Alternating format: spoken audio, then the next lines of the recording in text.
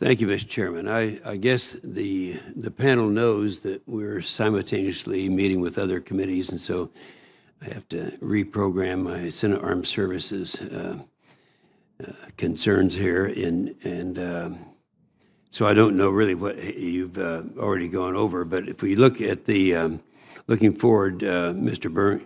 Bergmann, deployment of the next generation of telecommunications technology will allow faster internet speeds, which will require a substantial infrastructure investment. Now, have you really discussed what we can do? And this is Congress now. We're a partner, and we want to help. What should we be doing?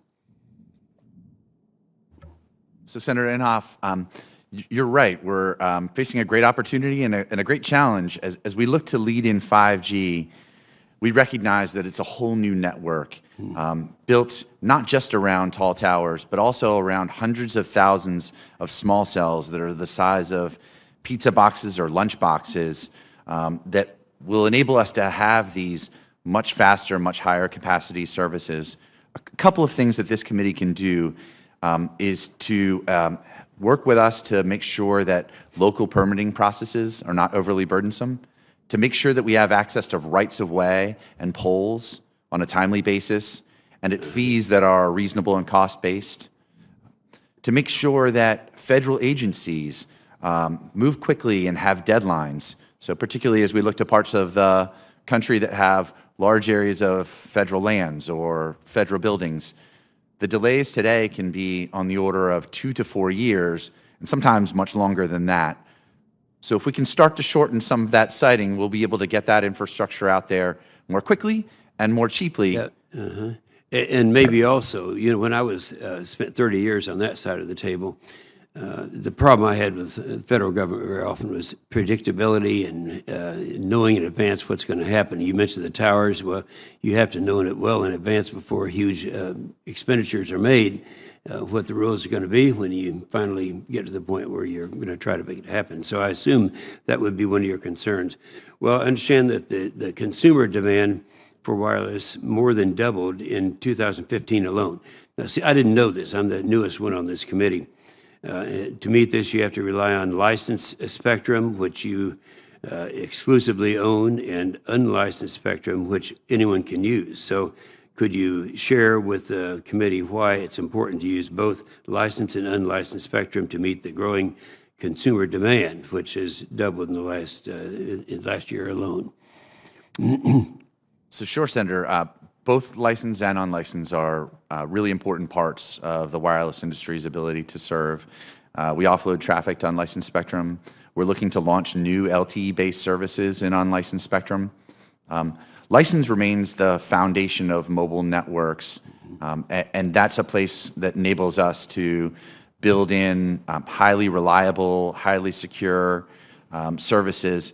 So as we look to 5G and the kinds of things like self-driving cars or remote surgery, where we want to have a really high level, a high quality of service, license will be a critically important part of that overall equation. Thank you, Senator. Yes. And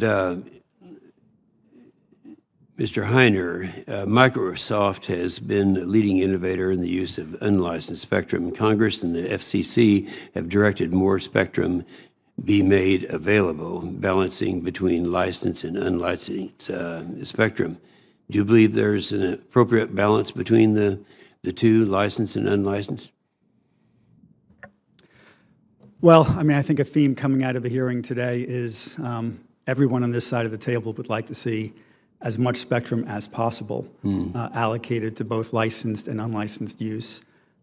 We speak very much in terms of a balanced spectrum policy. That doesn't necessarily mean 1 megahertz for unlicensed and 1 megahertz for licensed. At different bands, it may make more sense to allocate more to licensed or more to unlicensed in a particular circumstance. We are enthused about the extra bandwidth that opened up in the 600 megahertz band as a result of the incentive auction, and we're enthused about the Spectrum Frontiers proceeding, where new spectrum has opened up as well.